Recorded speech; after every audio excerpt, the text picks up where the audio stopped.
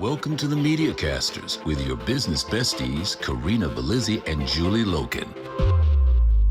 In every episode, you'll get behind-the-scenes access to experts who share their struggles and successes in podcasting, publishing, and presenting. So grab a pen, grab your bestie, and kick it with Karina and Jules. Everybody in Media Land, I have to say, someone is sitting here with us in the studio, the air quotes studio, Dan Martell. His story is so powerful. And especially if you're an entrepreneur, a creative, someone that is wanting to really understand how to navigate your business, we have the expert of all experts here. Again, Dan Martell. He is the author of Buy Back Your Time, and all the links will be in the show notes. But if you're an entrepreneur, I want you to put on your seatbelt right now because you're going to learn so much. Grab your notebook. I'm here with my illustrious co-host, Julie Riga. And jazz hands. And we are talking to Dan Martell. Let's blow his mind. Let's take notes. Let's reach out and especially read his new book coming out in January, Buy Back Your Time. It is fascinating.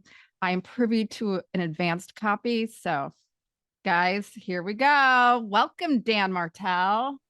Hey, Julie's. Thanks for having me. Julie squared. I love being on here. Appreciate the time. We are plural. Don't get us confused, right, Jules? Don't get us confused. And Dan, very happy to have you here. Very curious about how you got to this place in your life right now.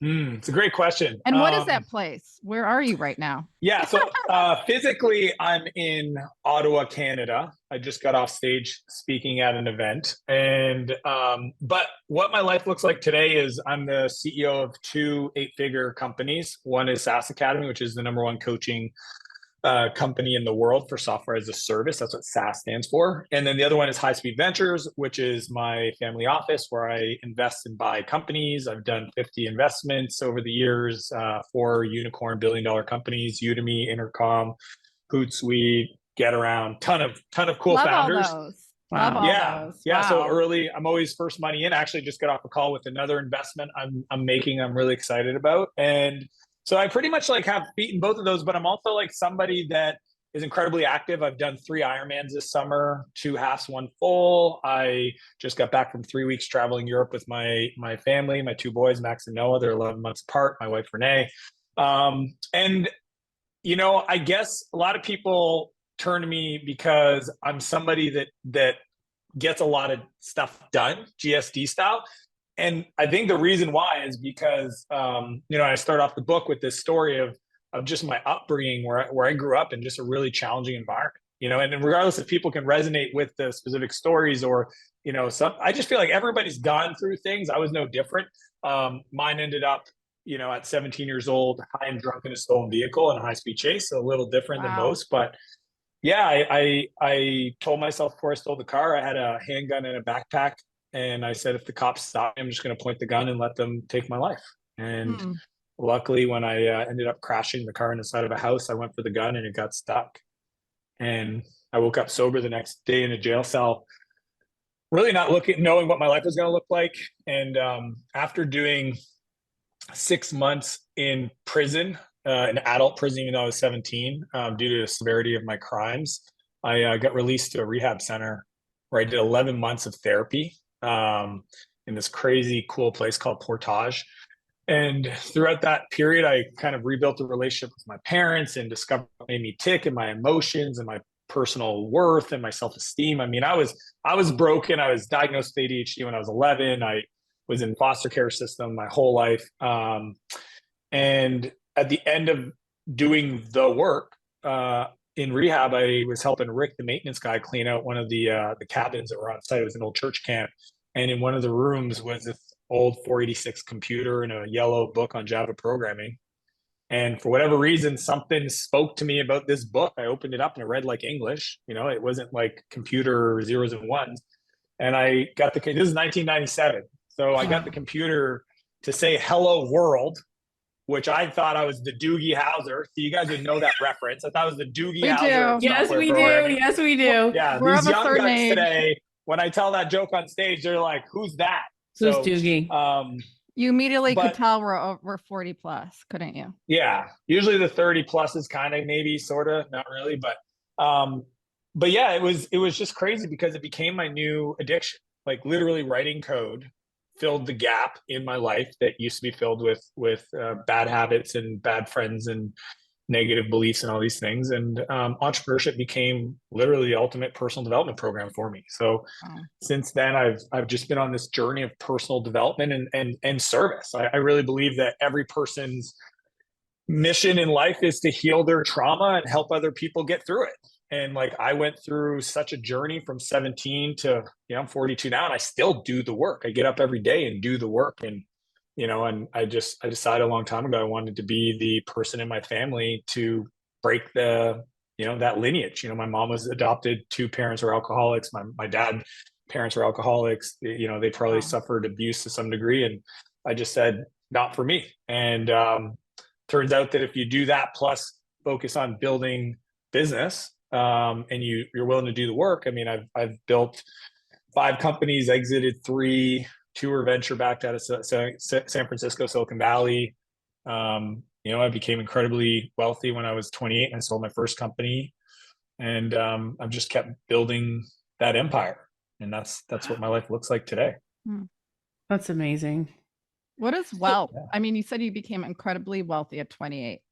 What do you mean by wealthy? And do you have that same definition at 28 as No, 42? no. Like here's the crazy part. I'm on a pretty intense growth game. So even when we meet in a year, I'm going to reintroduce myself because I'm not the same person I am today then. Like, I just know that about me. I'm just like, even the things that I remember thinking to myself 12 months ago or 3 years ago or 5 years ago, I'm just like, oh, well, that was juvenile, right? Like it didn't, in the context of the world, it didn't make sense. Wealth back then was just dollars, right? Like money in my bank account, right? Millions of dollars. I was 28 when I sold the company. I was the only owner. I retired. I lasted 4 months. I got bored.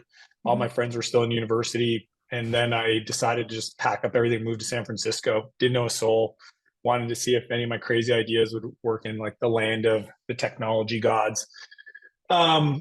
So yeah, I would say back then wealth was the dollars, and today wealth to me is of really the ability to serve. Like, I don't take for granted that I have the privilege every day to buy back my time to then hopefully do something useful with it. So like, you'll never hear me say, oh, you need to hire this person to build a business that can run without you so you could spend time on a beach. Like, that will never come out of my mouth. My philosophy is, at the end of the day, when my time here on earth is done and I meet my creator, I'm going to meet the person he thought I could have become. And I don't want that person to be a complete stranger. Like, that's the way I think about it. It's like, and I know what I'm capable of, and I know I have things I got to continue to work through to do more, but it's not more for the sake of having more. It's doing more to be an example of what's possible. Because those people showed up in my life. Like, Brian, the guard in jail, he told me that he didn't understand why I was in jail. He's like, you don't belong here. Like, 17 years old, this man that had no reason to stop me, to pull me aside to tell me this, breathed into me a belief about what was possible for me that I didn't even I've never heard or believed at the time. And that's come up so many times that, like, to me, my mission and my passion is really to continue to be an example of what's possible. So I spend every Friday is my I work with at-risk youth, and I share my story, and I breathe into them, self-esteem through business. Like, that's kind of like, they come for the bag and the business wealth, and I give them the personal development stuff. But yeah, I would say wealth is really about having the ability and the freedom to do work that serves other people. Yeah. And so I'm just so curious because your new book coming out, Buy Back Your Time. Tell us the first step to buying back your time as, a young person or somebody new in their own business. It's a great question. It's literally the first thing I address because I've been doing this for 15 years, coaching other founders to scale, most of them in software, but many of my friends are agency owners, coaches, trainers, doesn't matter. Literally, this applies to all businesses. First thing is to understand the value of your time, what I call the buyback rate. So I'll give you the math But again, my background's software, so sometimes I lose people in the numbers. I'm ready. But I'm grabbing my calculator right now because I'm really perfect. bad at math. So what you want to do is whatever income you make from your business, and this includes distributions, what you pay yourself, and profit. And I would also throw in there the expenses you put through your business that aren't really expenses. Let's be honest.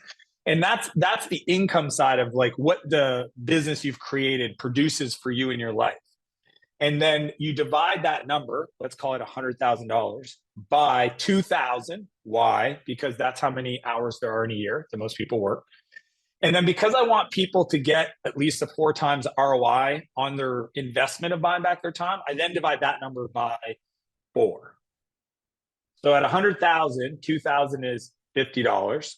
And if you divide it by 4, it's $12.50. So my argument is that if you do anything in your business that you could outsource, outtask, pay anybody else on earth to do for $12.50, that you are inefficient with how you even look at buying back your time.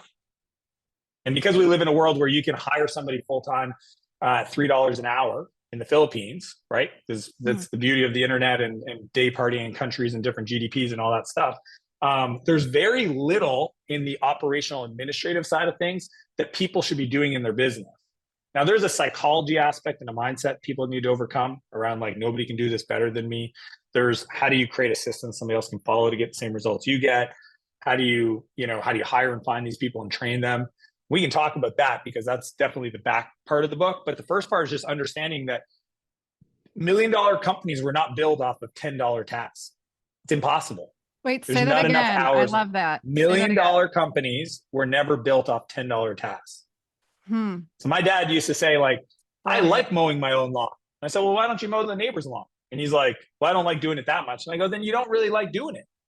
I actually would do the stuff for free that I get paid to do, because I love doing it. But anything that I wouldn't do for my neighbor or for a stranger, I probably shouldn't be doing if I can get somebody else to do it, because I should take that time to go work on higher value activities. See, most entrepreneurs fail in business, not because there was a market problem or a product problem. It's because as they grow, they hit the pain line. The pain line that I've discovered is no entrepreneur will grow into pain. That's a big one. No entrepreneur will grow into pain. If growth equals pain, I'll tell you what they do. One, they stall. They'll do one of 3 things. They'll either stall, which means they will decide, I don't want to grow. I'm good now. My buddy Matt said that to me. He had an electrical company. And he goes, Dan, is it okay? Like, I watch your stuff. I see you talk about scale and growth. It's like, what if I just want to like stay where I'm at? And I go, well, Matt, the market isn't going to stay where it's at. GDP growth, 3, 4, 5% per year. So like, if you did nothing, you're slowly dying. So let's acknowledge that. 2, the customer demand of what you deliver and the service quality level is always going to be higher and higher. And if you don't lose the customers this year, you'll probably lose them in the next 3 years because somebody else will do more for them at the same price than you're doing because you're not growing. Or 3, your team will turn over at a higher rate because no team member that's worthy of like that are good are going to stick with you if they don't see a future with you. You know, my whole mission for dreams and goals is that they have to be big enough for your whole team's individual dreams and goals to fit inside of, right? And if you don't do that, they're going to leave. So when you hit that pain line, usually, you either stall, you sabotage, right?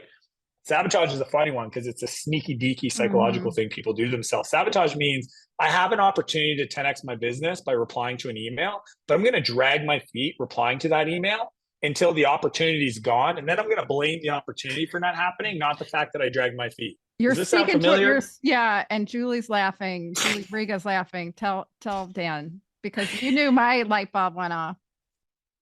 Well, I'm building a business. And so there's a lot of things that I need to be doing as far as connecting with people. But my problem is my time. Like my time is dedicated to this other thing that brings me the money that supports my household. So, I'm in a predicament, but I really need to find a way to just release myself from the time that I'm spending there so that I can do what I love to do, And so Julie's laughing at me because we work together on these like things on a weekly basis. We're working to build a program that I'm going to be releasing in January. And it's like, just getting that time and the focus to do the things that are the high level. What do I say to you? But building connection is everything, that part? Yeah. Well, that and follow up. Follow up. Yeah. I mean, this is the thing is like the sabotage part is a sneaky one because people don't realize they're doing it. And it shows up in multiple forms. But that's the second S. And then the third S is sell, right? And I get the call where, you know, a buddy of mine, Jason, had an agency. They were doing great, 2 million in revenue, about 15 employees, profitable. But his life was chaotic and he was stressed out and he was having panic attacks and he went through a bout of adrenal fatigue. And, you know, I was like, if none of these problems were existing, would you sell the business? He's like, no. And I go, well, then we just need to restructure the way you grow the business, because the buyback principle that I talk about in my book, the fundamental change is you don't hire for capacity, you hire for calendar. And I say this again, we don't hire to add capacity to the business. We hire to buy back time out of our calendar. And if you do it the opposite, which he was doing, hiring more account managers, hiring more people to do the agency work, hiring more people to run the books or whatever it is, and you don't start with the person who's running the company, then the risk is, and this is why I love entrepreneurs, is entrepreneurs wake up every day to create a better world for everybody else to exist in. But if they don't build the business right, that world starts to hurt the pain line. And instead of creating more, solving more problems, they decide to shut it down, go get a job, stay small, not do more of what they're great at, right? So like, that's what I'm so passionate about getting this philosophy out there, is that if people deployed capital, as soon as they spent any money on labor using the philosophies I teach, then as they grow, they'll literally have more time and do higher quality work that lights them up. And those are my 3 filters. And if you do that, then growing will feel energizing, right? Like I have 0 constraints on my psychology of like wanting to build my empire bigger, because the bigger it gets, the more fun I have, right? But that can be true from day one if you follow the right, what I call the replacement ladder. So the replacement model is the infrastructure and the foundation that's like running the business, that frees up your time to do the stuff that you love to do, because in that way you're building that good energy that is going to lead you to success. It lights you up or takes, it either gives you energy or takes your energy, right? And it's either things that make you money or doesn't make you money. And that's the drip quadrant, right? So if I could draw it, I would draw, you know, like doesn't make you a lot of money and sucks your energy, right? I would put receivables on there, right? Accounts receivable, bookkeeping, you know, reconciliations and bank accounts. Yeah. Social media. Social media. Well, social media could be like makes you money, but still doesn't really like, you know, because like it's marketing. But so like if I walk you through the replacement ladder, for example, the first level of ladder is admin, an executive assistant. Okay. Now people hear this all the time. I'm not the first person to talk about it. I'll tell you what's very unique and different about my approach to it is it's not a virtual assistant. It's an executive assistant. And there's 2 things that need to be true if you're executing the way I teach. One, they manage 100% of all inbound requests or emails to you. 100% they filter. First filter. And they manage 100% of your calendar. You are not allowed to touch your emails or your calendar. You have to work through that individually. The emails. It's very hard. And I'll tell you why, though, is because your email is nothing more than a public to-do list for every stranger on the internet to ask things of you. Booyah. Like you, yes. Okay. You would not allow, if I had an office downtown Main Street, USA, I wouldn't allow strangers to just walk in off the street and request things of me whenever they felt like it. Yeah. And that's how the internet somehow changed that, right? So I got to spend a week with Richard Branson about 8 years ago, and I watched a guy who runs 400 companies. He owns 400 companies, Virgin Group of companies. He's the billionaire other billionaires want to be like. Manage those companies. He has 2 CEOs of that infrastructure. And he does not sit on board seats, and he travels the world spending time with entrepreneurs like myself that he wants to meet. And Helen, his executive assistant, manages Richard. Every morning they have breakfast. And during that breakfast, I met Helen, I was like more interested in talking to her than Richard. Wow. I was like, I need you to tell me how he thinks. That's fascinating to me. Right? Yes. I don't want to hear Richard's approach to like his vision because he's operating at a multi-billion-dollar level. Most people, it's like the way he lives doesn't resonate, but Helen can teach me stuff. And the way they work is all requests on Richard's time comes through her. He doesn't do email, right? 0. Like people used to run billion-dollar companies with no internet, right? So like there's a different way of working that we've just we got to think about. So all requests doesn't have doesn't have email. They all go to Helen. They have breakfast. She routes most of the requests, but the 10% that she doesn't know how to deal with, she sits down Richard and she says, here's your calendar. Here's what we got going on. Bob needs to talk to you about this. I've got time here. And he'll go, yes, no, yes, no, yes, yes, no. And then in the future, she learns. She's been with them for 13 years. She travels the world with them. Every morning they have breakfast. And after that breakfast meeting, he came with us skiing all day. He went and did a charity thing. He went and did a press thing. He literally does the thing only Richard Branson can do. Yes. And anything else, he gives it to somebody else. Right. And that is why the buyback principle is so powerful. I want people to work their way up to the point where they're in the top right quadrant of this matrix, where they're literally waking up, working on things that light them up, that makes them the most money possible. My dad, I'll tell you, my dad and I would just talk before this call, and he's like, why aren't you doing more speaking? And I go, it's not a good use of my time. And he was like floored because he knows what I charge to keynote. And he goes, how is that not worth your time? And I didn't want to embarrass my dad, but my dad doesn't really know how much money I make because, I think parents are it's awkward, right? They're like a parent. They see you as a 13-year-old teenager. And my dad, as you guys know from my history, he still thinks I'm, selling drugs or something, even though I've been in, winning awards and Mark Cuban was an investor, like all these crazy stuff. But anyways, 25 years later, Dan's okay. They still, Dan's doing okay.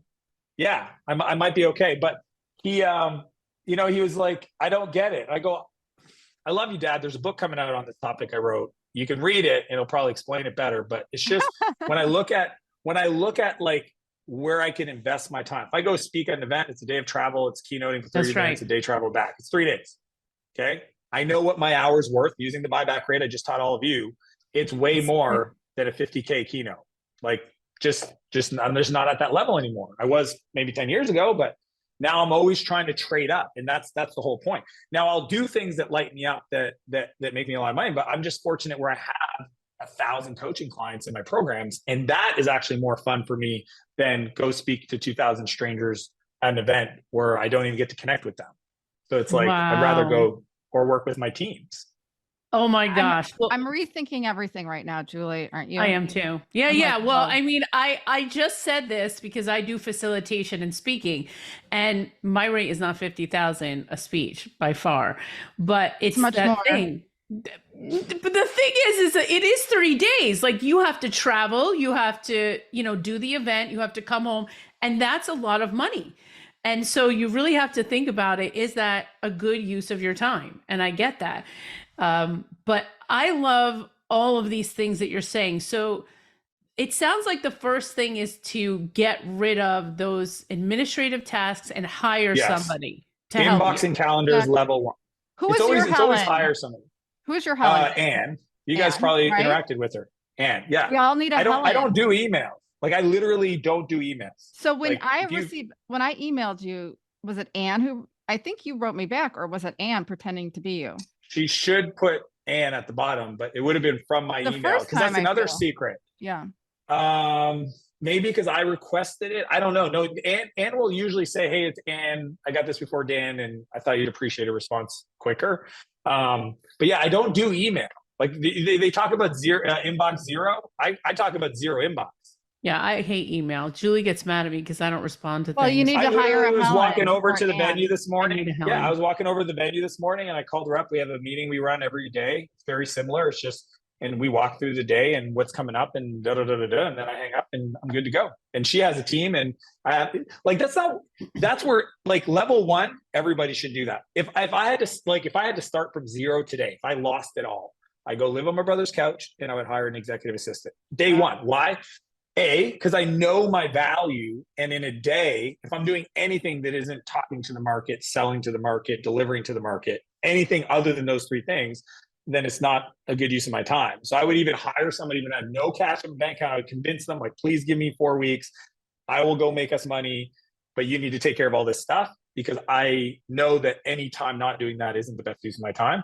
And then I would build from there. So level 2 is delivery. Anything that you spend time on delivering the thing you sold, you should hire somebody for onboarding and support. You can still do the thing, but onboarding the customer, supporting the customer, you should give to somebody else. Yeah. A lot of people are like, well, how do you do that? They hired you.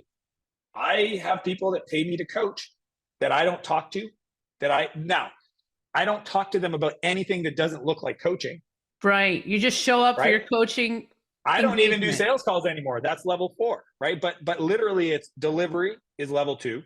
Level 3 is marketing, right? Because I've discovered, I have a friend, Renee, where he has an agency and he spends 2 or 3 months doing marketing, builds a bunch of customers, gets busy doing the work, and then his revenue goes up and down, up and down, up and down, right? Oh. Because he runs out of customers and then he has to go do more marketing, and then he runs out of customers. Instead of waking up and saying, hey, who can do marketing every day for me so that I'm always generating new customers, right? So that's level 3 is marketing. Level 4 is sales. The day that an email comes in, a referral, hey, Julie, I've got a friend I think should be working with you. And you can reply and go, let me introduce you to Jane. She works on she's our product specialist. I call them scale specialists. You can call them whatever, account manager. And she's best to connect with because I'm traveling right now, or whatever reason you want to give them. I'm busy working with the team. We'd love to see if we can be helpful. And then that person takes that conversation and moves it to a new customer, and you pay them 10% of that sale. And you're like, if most fortunes are made in the follow-up, founders and CEOs that are doing sales is not doing the level of follow-up that needs to be done. That if I'm getting paid 10% on success only, I am going to be aggressive in my follow-up. I'm going to perfect my sales script. I'm going to get better at my proposal writing.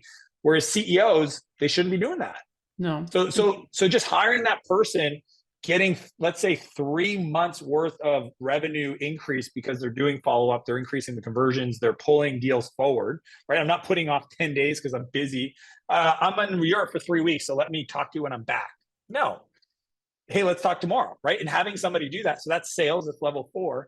And so what's cool about that level is you now have, check it out, marketing, get new customers, delivery, onboard new customers, and sell new customers. If you just do those 4 hires in that order, you now have a business that can make money while you are sleeping, which is the holy grail. This is what everybody wants, right? So how many people on your team to start you need? Was it 4? That would be 4. That would be 4 4 people. Yeah, And that's it. a lot of entrepreneurs are at that, they're doing all the things. They're okay. This is what The badge of honor. Well, I work 100 hours a week. That's what I'm supposed to do. Yeah. And I see like the chasing of the shiny objects. I see, putting all their energy into social media, and it drives me crazy. I think we're getting spoon fed the wrong information. So this is brilliance right here. And what about the entrepreneur that doesn't have the budget? You said, just give me 4 weeks and hiring that executive assistant. But how do they keep working your way up? This is the thing, is you literally start, like, you make money. So like, let's say you're starting a business and you're charging $50 an hour, right? That's $100,000 a year. So take $12.50 of that and hire somebody, or $3 and go hire somebody in the Philippines, right? Like there's no level. Like if you're making no revenue, then great. You have to work to make revenue. If you have no profit, you got to fix your business model, right? But what I discover is people that have a team of 4 or 5 people, and they've hired people for capacity. So they have like a podcast editor, and they have a person that does this other thing, and then they have this other, and it's like, those things aren't making them money. And it's not a place where they're spending most of their time that they could hire. Like, it costs me more to hire a podcast editor than it hires an executive assistant, right? Those are different value skills. So you always want to start. That's why it's a first principle. This is a mathematical equation that you can't break. It's physics. Wow. That the rule of life is to keep trading your time, taking the profit that you've made to hire the next big block of time, to free up your time to then go learn the new skill, to then go create more value with that time. This is how businesses have always worked from the age of business and capitalism. It's never been discussed this way. It's never been seen through this lens. My background in software is why I've always operated this way. I didn't think it was unique until a decade ago. People kept saying to me, like, you do things completely different than what I've ever seen. And when I started teaching, it wasn't even called the buyback principle. It was just like this framework for scale, taught it in San Francisco. And then now it's a book. How do you find help for $3 an hour? Is that real? Oh my gosh. Upwork.com. Go on Upwork.com. There's 10,000 people. For $3 an hour? Yeah, $3, $4. Wow. Wow. I mean, Yeah. and My dad paid me $3 an hour when I was a kid to move information from his PDA, they were called, personal, like the CRM. He's like hardware. They were like a flip, like a clamshell thing with the full keyboard. He was in sales and he'd buy a new one and they didn't have a data transfer and he'd pay me. Like, you can get an intern. Like, this is what's crazy is there's so many ways to get help. It's just most people don't even know what to do with the help. That's right. So I'm giving you this is the first level, level 2, level 3, level 4, level 5. Level 5 is what I call executive leadership, right? When you can start hiring people to own departments in your business. And that's, again, the reason I had to write the book is because there's all these psychological mindset beliefs that pop up as soon as I say something. Like, as soon as I say that, I know what comes up.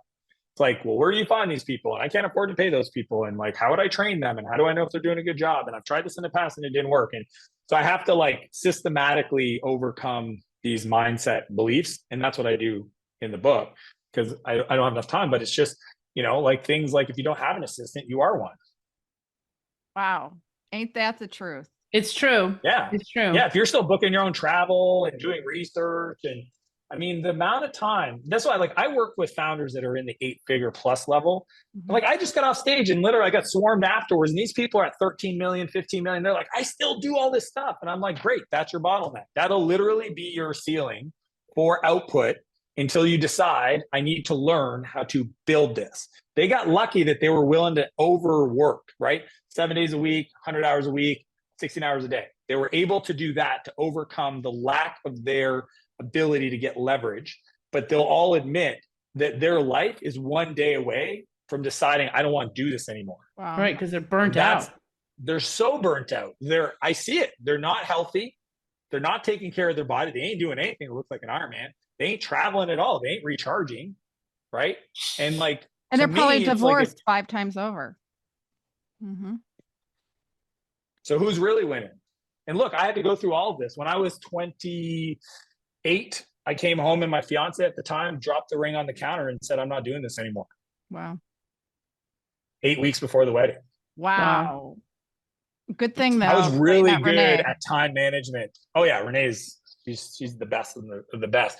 But the reason I shared that is because back then I thought time management and productivity was the problem to solve. And I got really good at time management productivity in the sense that for the hours I worked, I was very efficient. Yeah. But it still required me at, I think we were at 4 million in revenue to do a lot of work. Like, there was no way, based on that mental model I had then at 28, that I could ever grow out of the position I was at. And that's why, like, a lot of entrepreneurs, they really resonate at 12 employees and about 1.5 million in revenue. That's this level where you can't outgrow the work hard mentality, where you need to learn the buyback principle, or you will just sit there and bang your head against the wall. I love that. I mean, I would adore if Dan could come once his book's launched. And is your book on pre-order right now? Yeah, everybody should go grab a copy. It could be, depending on, I think we're releasing this in January, so it comes out on the 17th. So we can pre-order it, it's probably available. Yeah. I need to get this book. Yeah, I feel like you've opened a whole new world for me, Dan. We're kind of silent right now because we're like, oh my God, Dan Martell is just the new, blows our mind. The mecca of Dan Martell. He is leading entrepreneurs to the promised land. And I'm going to call your Helen. Anne, shout out to Anne. We need you. Yeah. About coming on again and talking more about your book. How about everybody? I don't know, like, I don't want to cause a big problem for Anne, but if you email me, dan@danmartell.com, 2 L's in Martell, and you want my SOPs, my standard operating procedures for not only my executive assistant, but also my house manager, because that's a game changer as well. We can talk about that. And if you want a training, this is going to be another hour here. Next level. Wait. But I need a house. I'm going to give you those 3. Everybody does at scale. The third thing is I'll give you the session I did with my coaching clients with a new executive assistant I hired, Robin, who's fantastic, who's with me for years. 3 weeks after I hired her, I interviewed her for my clients and let my clients ask her questions about hiring, onboarding, test project, everything. Wow. I'll give you guys all that. And you just email dan@danmartell.com and Anne will, and just say like SOPs for EA. You're going to be getting a lot of emails now. but it doesn't change my life. This is what I want people to understand. Like, you can be generous. You can be generous more when you actually approach it. I told you guys before we got started, my job is to be a servant, to create as much as I can, to give as much as I can. It'd be selfish. Like, I had a client that his wife didn't want to allow him to hire somebody to clean the house. And I said, hey, do you realize that's very selfish of her to not create employment in her hometown? Like, dude, you make $2 million a year, $500,000 in profit, and you can't spend $20-$25 an hour because your wife is going to feel a certain way and she's not allowing you to create employment and economy for the local community. I mean, that's super selfish. Wow. And that's what got him to communicate and got her over the fear of being judged by her mom for not being able to take care of her house. But she was complaining she couldn't go to the gym. She didn't have time. It's like, dude, you need to take care of your wife. You need to take care of your home. This is not a business only practice. I mean, it is clear that there are success principles here that people they just don't have access to this kind of information, or they haven't heard it in this way before. But I mean, I haven't scarcity mindset. Yeah, I haven't heard it in this way before. It's very unique, I think. I've read 1,500 books on everything business, productivity. I've been to the David Allen Getting Things Done seminars. I've read E-Myth, Checklist Manifesto, Work the System, Sam Carpenter, you name it. I've studied the best of the best.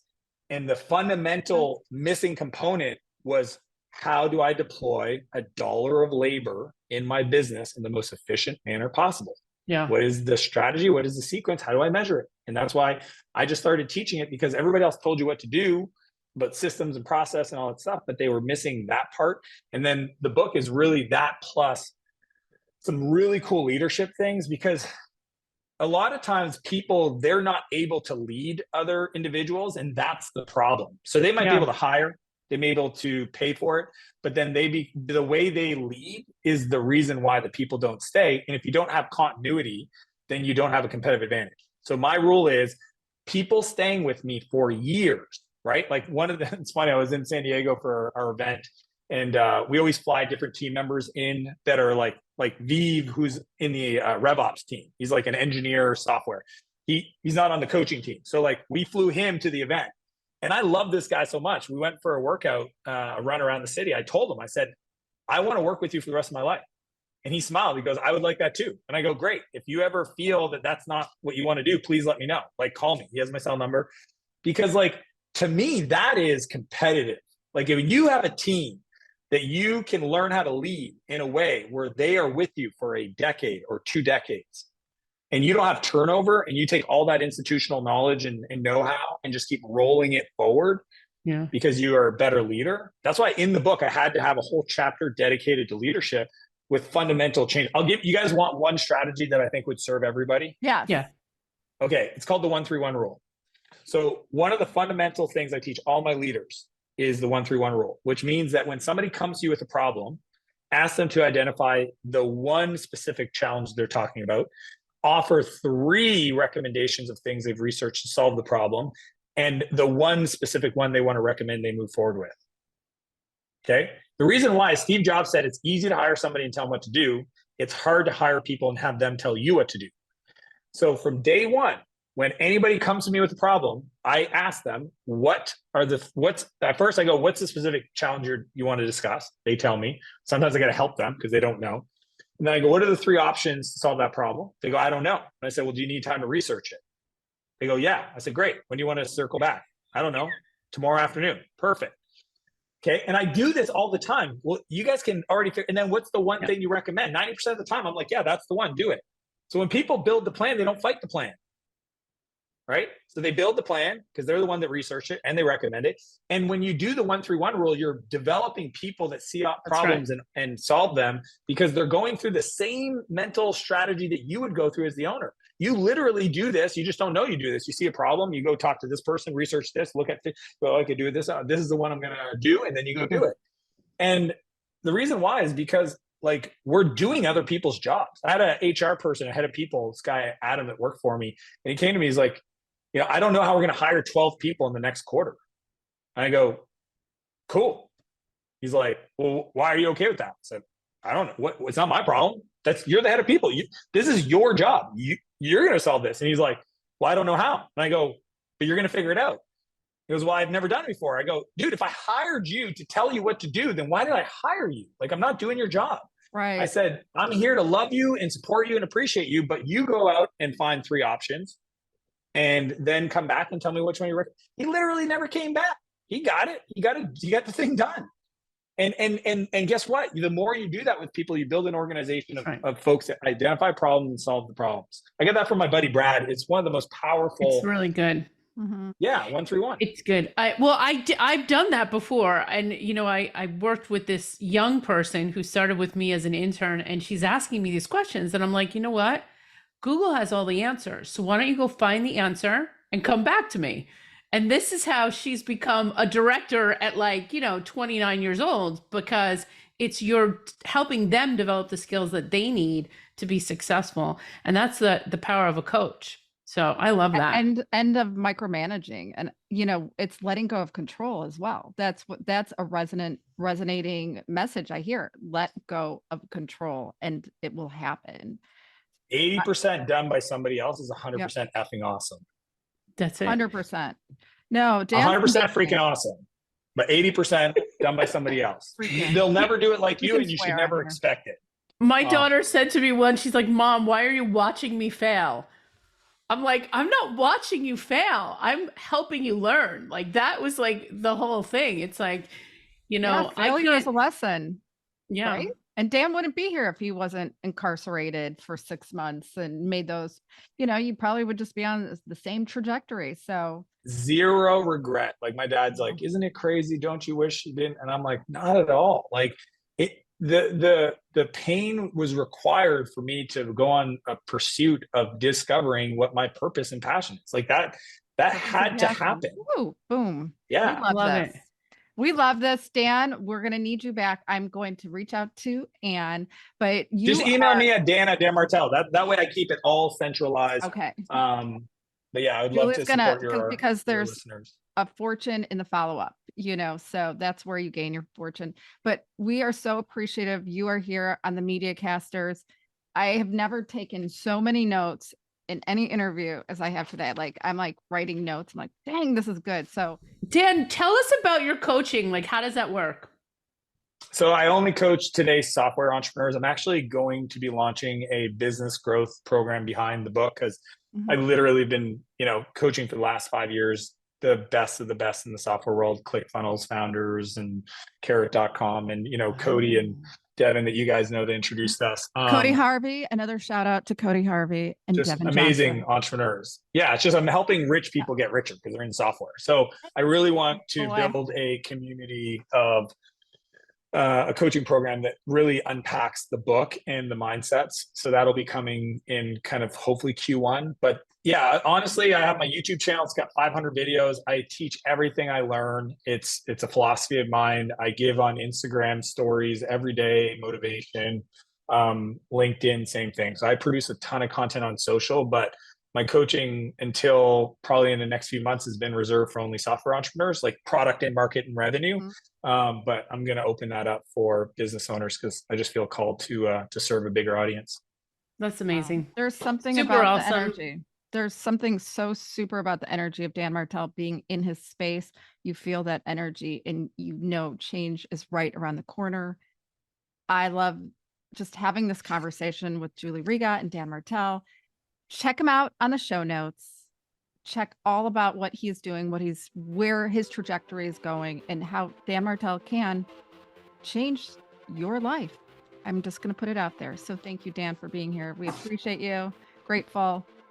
Jules. Thank you, It's Dan. been an honor. Thanks for listening to another episode of The Media Casters. You can keep this conversation going and kick it with Karina and Jules in live office hours each week. Visit themediacasters.mn.co to sign up. And don't forget to rate, review, and subscribe whenever you listen. Let's kick it.